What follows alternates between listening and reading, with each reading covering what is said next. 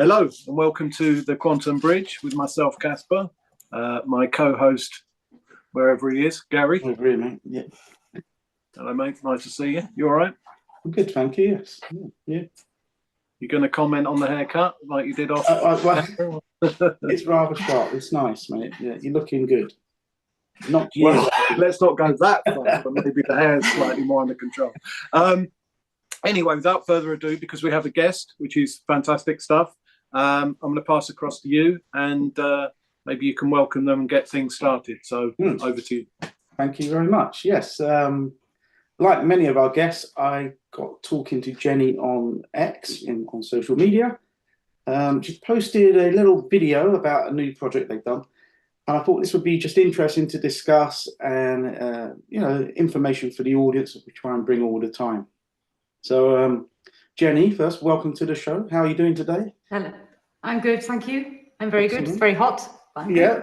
Well, we'll just quickly mention that because you're in Portugal. So we've not had anybody from Portugal, although you're not Portuguese, which is fine. We had Leslie that was from Wales, but not Welsh. But, we put it on the map anyway. So welcome. We're going to have a little chat about how your background, if you could talk to us a little bit about that, and how this whole Barefoot Healers came around. And then towards the end, we'll mention a little bit about the course that you're doing. Yeah, if you could just talk a little bit about yourself, how this all started. Oh, well, maybe I should go right back to like my younger years, but I started in the healthcare industry when I was 16. So I worked, unlike most teenagers, I worked in a nursing home at the age of 16 for £2.5 an hour it was at the time. And I always knew that I wanted to be a nurse. So from a very young age, my mum said, you always talked about being a nurse. It was something that you always wanted to do. So I was very lucky that I had a career path like set from a very young age. So I went off and did my nurse training when I was 18, and then I graduated when I was 21. And I worked, first of all, I worked in colorectal surgery, and then I went into critical care. So all of my career then in the NHS was involved in critical care. And before I left in 2011, I was working as something called a critical care outreach matron, which was, it was kind of a thing that was set up. Critical care outreach was set up because, believe it or not, well, I think it's probably quite easy to believe in this day and age, but that there was a lot of problems on the wards with people that were deteriorating to the point of needing admission to critical care, but it wasn't being recognised early enough. So there was a lot of stuff about sepsis and things like that. And we were like the bridge between intensive care and the rest of the hospital population. And, a lot of that, part of that role was that we could see that people were being mismanaged in the hospital, and that sometimes the medical profession and the nursing profession didn't recognise early enough when people were deteriorating. So a lot of that role was to do with education, and during that time I was also an advanced life practitioner, and I taught advanced life support, and I also did further study in medical ethics and law. So medical ethics was a big focus of mine then, and still is now, particularly with consent and consent for emergency treatment, which has been obviously a massive highlight in the last few years. Is this when you were in England? This was all when you was in the NHS? Yeah. Like that. Yes. Yeah. So I had kind of a very good overview of like what happens in hospital and the acute side of things, like the sickest people that you could possibly imagine in a hospital.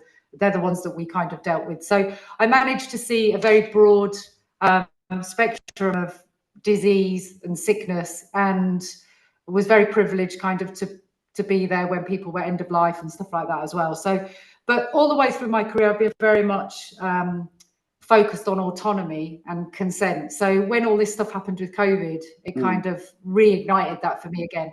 So in 2011, we decided to move to Portugal, me and my then partner and my two very young children. I had a 3-month-old baby then. And when we first came to Portugal, I started working as a private nurse. So I went through the whole process of getting registered here in Portugal. And then I fell into nurse recruitment. I found a post that came up, and I fell into nurse recruitment, which meant that I was responsible for educating nurses that wanted to move from overseas to the UK and like following that process through. So I was very, very lucky that I managed to travel all over Europe trying to find nurses, and to India and other places as well. So it was a very good job in that it had a lot of diversity, but it definitely lacked my kind of caregiver, personality that I wanted to be kind of hands-on. So what happened after that? In 2018, I had a bit of a nosedive in my own health. And I was talking about this to my partner this morning, actually, that at the time I was actually looking at potentially going into like aesthetic nursing, so Botox and fillers and stuff like that, because I knew that there was a demand for it and I knew that I could probably do quite well. And I moved house, and I was living in this is probably a little bit long-winded, but I was living in this house, and I was still planning to do this, but my health took a nosedive. And as it turned out, the house that I moved into was built and owned by a doctor, a Portuguese doctor, who was very like natural based. So a lot of his work, this was in the 50s, he was working in the 1950s, and he'd lived in that house the whole time. And the town I live in has the oldest thermal hospital in the world. And I think it was founded in like in 1300s or something like that, 1400s. And it's got sulfur springs. And it was almost a bit like a download that I was sat on my computer one day and I was like, why am I looking at doing aesthetics, Jenny? That's so far removed from your kind of core ethos. And then I went down the direction of natural health and kind of holistic health. And I retrained in nutrition and as an integrative health practitioner. So I've been doing a bit of nursing, a bit of integrative health practitioner, which is very holistic. And then in 2020, obviously, when everything happened with COVID, I'd moved next door in 2017 to a woman here in Portugal who's also English, and she's a Reiki master. And she's very interested in herbalism and earth medicine and all that kind of thing. And we became very good friends. So during COVID, we were walking a lot with my dogs and often with our shoes off and just trying to see if we could pull something together to help other people, really, because both of us felt very much that was kind of our sole purpose. So that's how the Barefoot Healers started, but we didn't actually launch until last year. And then since then, we've just been developing more and more and more resources for people. And then, like you said, quite recently, we've developed the Barefoot Roadmap Holistic Health course. So we launched that last month, which is going well. And we just want to see if we can reach as many people as possible to encourage people to take empowerment over their own health, and that conventional and alternative thinking can sometimes come together and might be beneficial for some people as well. So I think we just both saw that there was a big gap in education of people to be able to take responsibility for their own health. And that was very evident when they rolled out the COVID vaccines, is that everybody was just like, yeah, okay, I don't need to know anything about it. Just give me what you have to give me and let's get back to normal again. So yeah, so that's really where it all started. Yeah, I mean, it's an interesting story, and it's something we try to highlight on the show quite often, is that from what was a negative period, or we can look at it in that way. And yeah, I hated it like everyone else. I was like frustrated and angry, and but it did help many of us align to what, you could say, what we are supposed to be doing. So I've, from a higher perspective, I've seen some great things come from that, like you found here. Is the neighbour, is it Bo? Is that who you? Yeah, Bo. Yeah. Yes, I saw on the website. Yeah, so I mean, even like that you had someone nearby who could. How do you feel about all that sort of, if you want to call it synchronicities or alignment things? Oh, yeah. Well, Bo and I definitely feel like we've probably shared a previous life together before, and we were probably burnt at the stake. That's what we think, or persecuted in a past life, or something like that. Yeah. But no, it was no coincidence that we moved in next door to each other. I don't live next door to her now. It was just a temporary thing. I just moved next door to her, and she helped me with my health challenges. So I'd gone through a very stressful period, and I'd kind of like reached peak saturation where I couldn't do anything anymore, and my whole physical and emotional and soul being just kind of collapsed in a heap. And I'd gone from like doing CrossFit competitions, traveling all over the place, to finding it very difficult to even make my bed, and I was really struggling. And one day she said to me, do you want some Reiki? And I didn't even know she was a Reiki master. She hadn't actually said to me. And I was like, yeah, why not? And she explained it to me, and I was kind of like in that mode of thinking anyway. And it was a real turning point in my healing journey, in that it really calmed my mind. Like it balanced my energy again. I think I was so blocked and I was overactive in my brain, and she really, really helped. So, and I also helped her. So she was, at the time, she was having some health challenges as well. And I worked with her as I did with my other clients. So we came together and realized that together we could probably cover most bases, you know, and to try and bring it together from a mind, body and soul perspective, because modern medicine really does just look at the body and the mind, but kind of separated. And they also look at all the body systems as individual. You know, you have a problem with your stomach, you go to see a gastroenterologist. You have a problem with your eye, you go to see an ophthalmologist. With your nerves, you go to see a neurologist. But they don't ever really come together. And in fact, you might be under several specialities, but they don't even really communicate that there might be, you know, one thing affecting another. Even in hospital, for example, if you've got a heart problem and then got a kidney problem, you'll see a cardiologist and then you'll see a renal doctor. And they don't always then one doctor is looking at one perspective and the other is looking at another.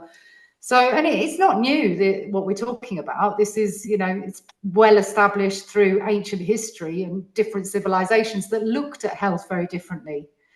You know, it's only really been in the last 140 less years that the pharmaceutical industry has kind of been introduced and then taken over as a model of medicine. And it's not working, is it? Like, for sure, modern medicine saves lives. There are lives that it saves, but it also does a lot of harm. And we're trying to balance that, you know, and try and give people other options and know what other options are available to them as well. Because we find that a lot of people get lost, especially when they're trying to go on their own path and find what's right for them. People spend lots of money on supplements, lots of money on different things, and they sometimes don't ever get to the root cause. Yeah. Do you find, I mean, on your website, I mean, what is that trying to collate a lot of this information for people? Do you find it's, obviously you've done the course sort of stuff now, which we'll get onto, but the website itself, was that what it was about? Was collating like one spot where everyone can sort of find stuff?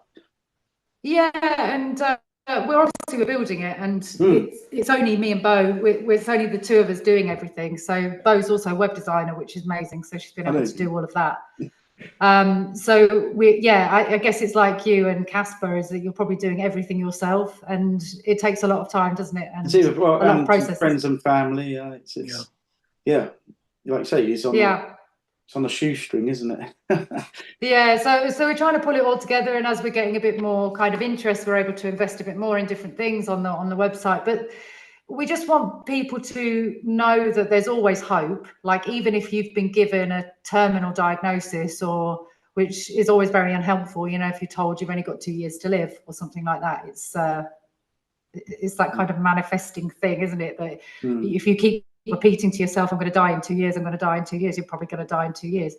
But if the medical establishment actually said to people, you know, this is where we can go with you, but you've got all of these other options as well. So I sometimes come across patients that have been in the system for cancer treatment, and when they've got to a point either where there is no more treatment that they can give, or the person doesn't want any more treatment, until they get to the dying stage, the modern medical establishment kind of does that. And then there's not much in between. They don't get much support in between. And, you know, that's the bridge that the gap that we're trying to bridge. Yeah. Well, bridge is a good word. We know about that. Yeah, we like bridges. We like. Yeah. Jennie, can I just jump in. It's a slightly tangential, really, but you did touch on that area of Reiki, and I appreciate that we're very much looking at this sort of blend between complementary treatments and those that are or have been more mainstream, as you say, apparently at least for the last sort of 100 years or so. How has, within you and your journey back to your own health, sort of, have you been awakened to that, your own sort of energy body and your own those aspects of you that are outside of the physical, and also at the same time, has that reawakened a spiritual journey in you, or has that sort of supercharged a spiritual journey? I don't want to labour the point too much, because I would like to come on to the things that you're doing in terms of the roadmaps and so on. It's important people know how to interface with you, but I'm just personally interested because I can sort of see in terms of your auric field, there's a lot of power going on there, and I'm just interested in that aspect. Well, yes, because so as a child, I was always very sensitive, or I was told that I was very sensitive, but also very perceptive as well. And I had some periods where I had some kind of weird premonitions. I had an imaginary friend. I was very in my own head when I was a child. And then my teenage years were pretty tough, actually. And I spent a lot of time blocking stuff like that and trying to not be so affected by the energetic fields. But in 2017, 2018, when I moved into that house that I was talking about, I'd always lived in the countryside, and all of a sudden I was living in a town, which was a very small town. It wasn't very big, but I realized that I was starting to get quite electrosensitive, and I'd be using my laptop and I'd be getting pins and needles in my hands and stuff like that.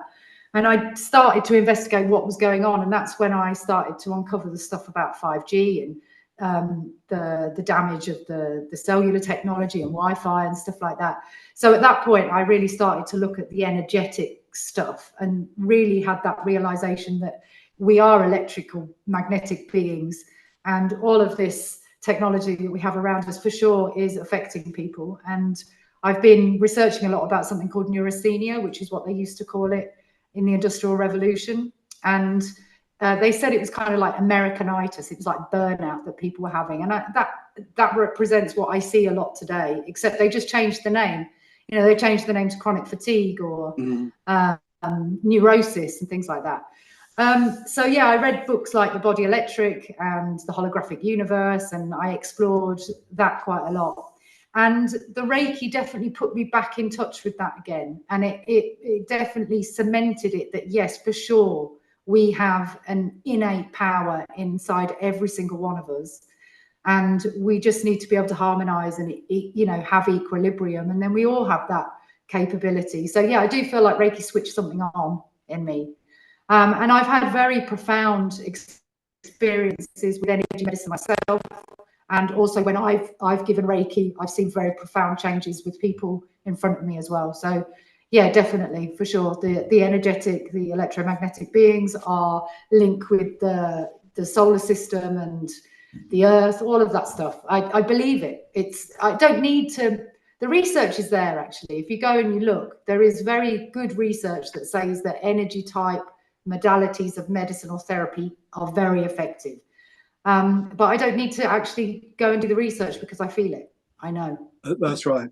I absolutely agree. Yeah, it's apparent just from fortunately being able to, you know, see you with those eyes, basically. Anyway, I'll shut up about all of that. That was very interesting, though. Thank you for that quick tangent. Gary, you might want to touch on the whole aspect of the roadmap, because if people want to get involved, that sounded like, when I looked at the website, an interesting new aspect. Yeah, I think maybe Jenny, why you felt that was required, you know, because it's an interesting thing. I've not seen much of this around, which caught my eye when I saw the little promotional video, which we will put in the description as well. But yeah, why you felt the need that was required. Well, kind of going back to the autonomy and consent thing, is that I find with my clients, like I have long appointments with my clients, and I have a lot of interaction with them post-appointment and things like that, because they always have questions. But I would have to spend like hours and hours and hours and hours with somebody to impart information that I think would be helpful for their healing journey, like why we do things and why things work, and sharing information, because I think that's really important with compliance, but also it's that whole placebo effect thing. So if you know why something works and someone has explained it to you, and you know how your body works and how it feels and how it changes and all of those things, then you can make really great strides in healing, because the placebo effect itself is just so powerful. And, you know, there's also the nocebo effect as well, of course. So if people don't think something's going to work, then it probably won't. So we started to put resources together, and then it just built and built and built and built. And I like to cross every T and dot every I.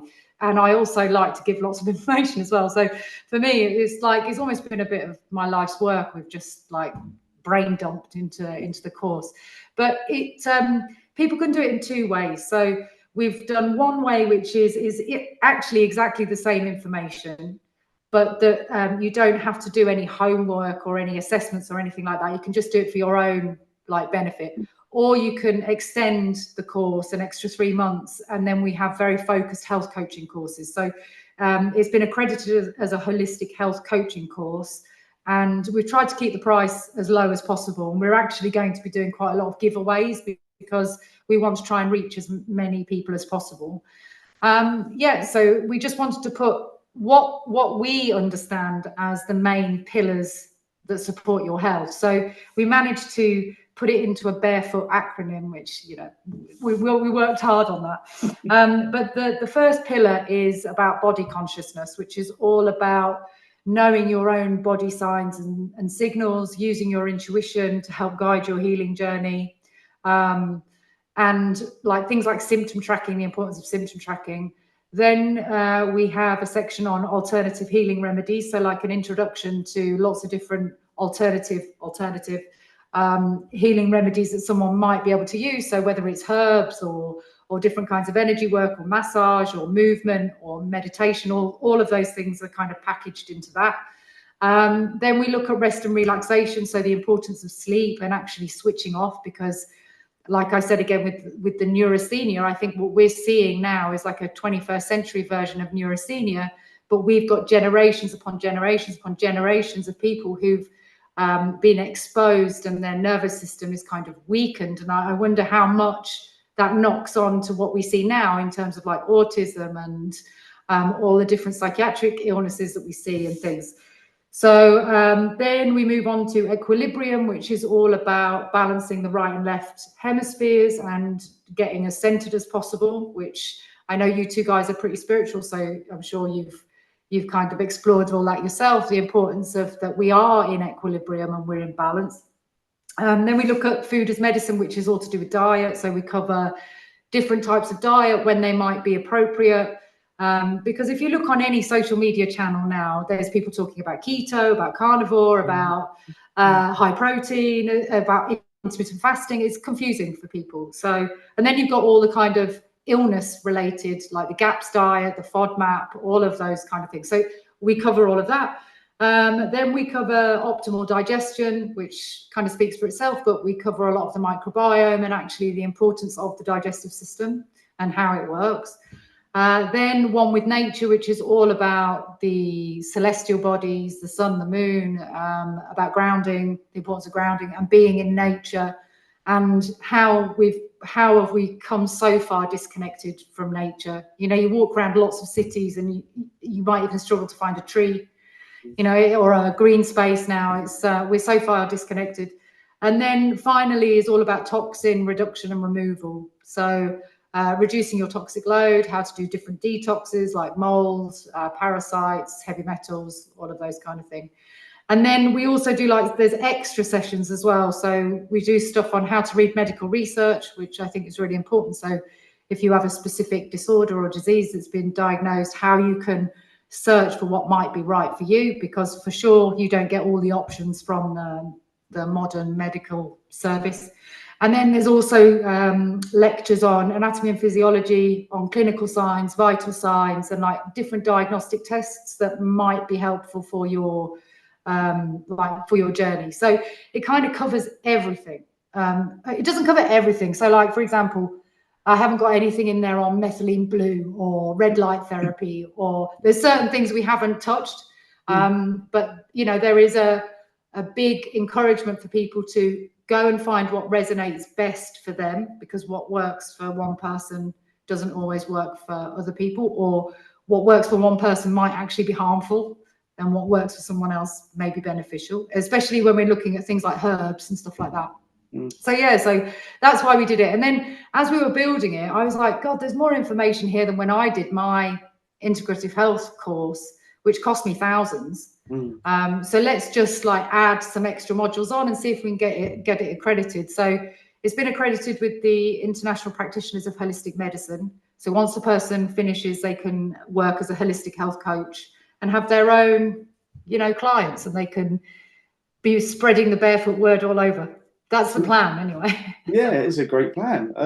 Is there a fixed time, you know, so from the start to the beginning for somebody to get accredited, is that a fixed time limit? Is it all? Well, it's open-ended, but the standard course should take 9 months. So what we're doing is we're releasing new modules every month. So we're trying to like put people in a pattern, and then the holistic health one is 12 months. But really, like, I understand very well that life sometimes gets in the way when you're trying to do something like this. And I've had courses that I've had to like defer for a few months and things like that. So people can do it at their own pace.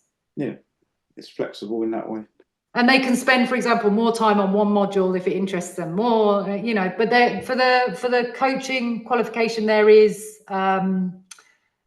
homework and assessments that they have to do. Yeah, get tested. Yeah, well, assessed. Yeah, assessed. Yeah, that's a nicer word, isn't it? Yeah. So, and this is all up and running now, so people can apply. Yeah. So if you go to our website on thebarefoot.healers.com/roadmap, you'll see all of the information on there, what's included, and how to pay if you want to pay online. And then people, as soon as people join, they'll get the information for the first module, and then they're up and running. But we've recorded the lectures, they're all pre-recorded, and we've got PDFs for everything. So there's lots of resources for everything. And then there'll be monthly live sessions as well. And if someone wants to do the holistic health course, they'll also have mentorship as well, so that when they finish the course, they're ready and prepared to take clients. Yeah, brilliant. Right. Well, as usual, time is running short. Got a few minutes left. Anything you want to say, add to this, Casper, before we close? Yeah, just a quick one, Jenny. Are you doing anything, and maybe it was on the website and I just didn't see it, have you done anything or thinking of doing anything in terms of people coming to sort of visit you guys or do anything in situ over there? It's a lovely place to visit. Well, actually, we're in discussions at the moment. There's a local wellness spa that we're in discussions with about running a physical course for people that are here.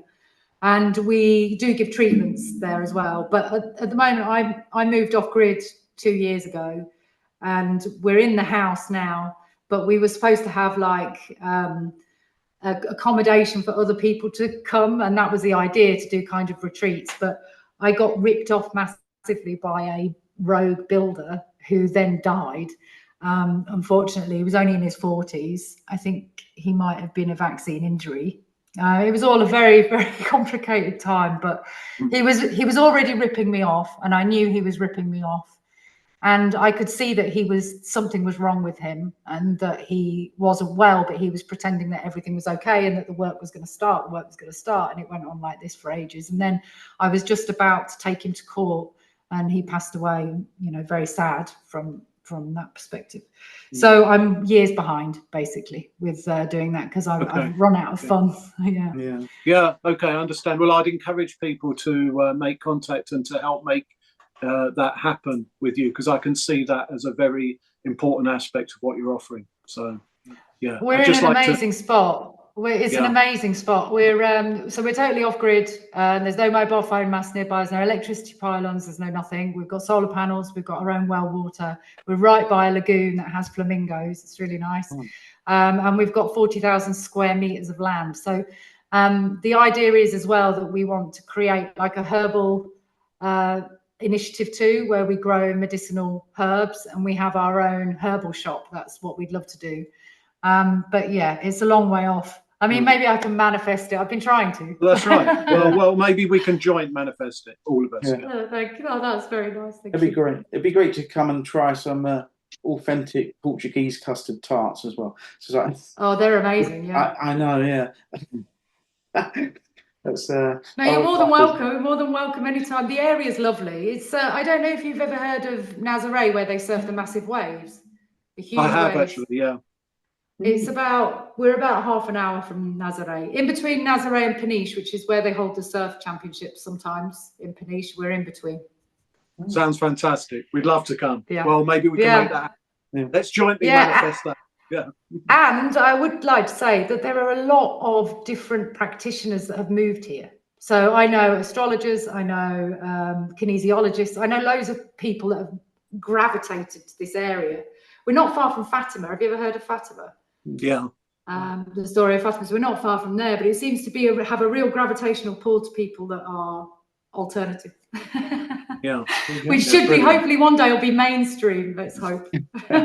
Yeah, that's right. Soon to be mainstream. Yeah, we're getting there. Brilliant. Well, Jennie, it's been lovely meeting and chatting with you, and we wish you the best of luck. We'll, as usual, put all the details of what you're doing in the description below the video. And thank you for giving me the opportunity and reaching out. It's very kind.